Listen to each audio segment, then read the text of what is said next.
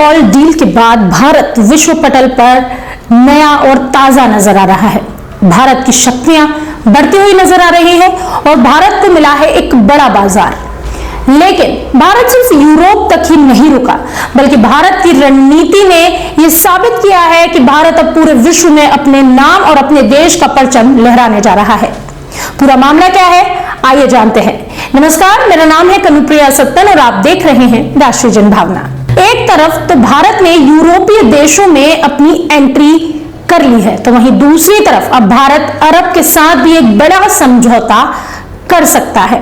तो क्या अब यूरोप के बाद अरब देशों के बीच भारत एक बड़ा कदम उठाने जा रहा है, एक ऐसी डील करने जा रहा है जिससे भारतीयों को और अरब देशों में जो अरब देश इसमें शामिल हैं, जिनके बारे में हम आपको आगे जानकारी देंगे, उन्हें इस डील से फायदा होने वाला है।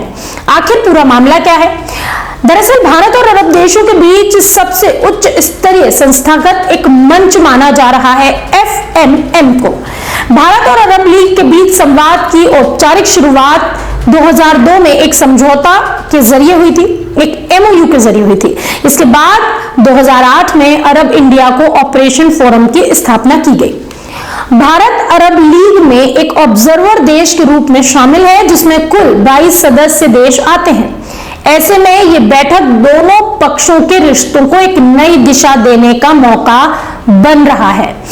6 देशों के विदेश मंत्री समेत कई वरिष्ठ नेता इस बैठक में शामिल हुए हैं। इस सम्मेलन में अरब दुनिया के कई प्रमुख देशों की मजबूत भागीदारी भी देखने को मिल रही है। आइए ये भी जान लेते हैं कि आखिर वो कौन कौन से अरब देश हैं जो इसमें शामिल हैं। फिलिस्तीन, कोमोरोस, सूडान, सोमालिया, लीबिया और ओमान सहित 6 देशों के विदेश मंत्री दिल्ली पहुंचे हैं और इस बैठक में हिस्सा ले रहे हैं। वहीं मिस्र, यमन, कतर, UAE और सऊदी अरब की ओर से उप विदेश मंत्री या राज्य मंत्री जो स्तर के हैं वो प्रतिनिधि यहां शामिल हुए हैं। इसके अलावा Djibouti, Algeria, Jordan, Kuwait, Bahrain, Lebanon, Syria, Mauritania और इराक जैसे देशों से भी वरिष्ठ अधिकारी प्रतिनिधि मंडल के तौर पर भारत में मौजूद हैं। ये व्यापक भागीदारी इस मंच की अहमियत को और मजबूत करती है। एक तरफ जहां पर अमेरिका हम पर टैरिफ लगा रहा है, वहीं दूसरी ओर भारत उसका जवाब ना देकर लगातार अपने रास्ते दूसरी ओर खोल रहा है। व्यापार, ऊर्जा और क्षेत्रीय सुरक्षा पर रणनीतिक साझेदारी इससे मजबूत होगी। पहले तो भारत ने यूरोप के साथ अपने व्यापार को मजबूत किया और अब अरब देशों के साथ व्यापार क्षेत्र में मजबूती देने जा रहा है। पहली बैठक में सहयोग के 5 प्रमुख क्षेत्र अर्थव्यवस्था, ऊर्जा, शिक्षा, मीडिया और संस्कृति तय किए गए थे। दूसरी बैठक में इन क्षेत्रों में सहयोग और आगे बढ़ने पर जोर रहेगा। आपको बता दें कि आज जो चर्चा की गई उस पर व्यापार, निवेश, एनर्जी सेक्टर और क्षेत्रीय सुरक्षा जैसे मुद्दे केंद्र में थे। इसके साथ ही कई विश्व से जुड़ी बड़ी चुनौतियों पर बात की गई। अंतर्राष्ट्रीय मंचों पर भारत और अरब के सहयोग को मजबूत करने की भी बातचीत इस दौरान हुई।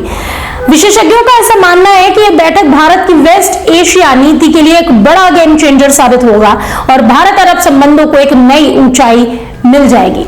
इतना तो तय है कि भारत लगातार अपने लिए एक नया रास्ता बनाने में जुटा हुआ है।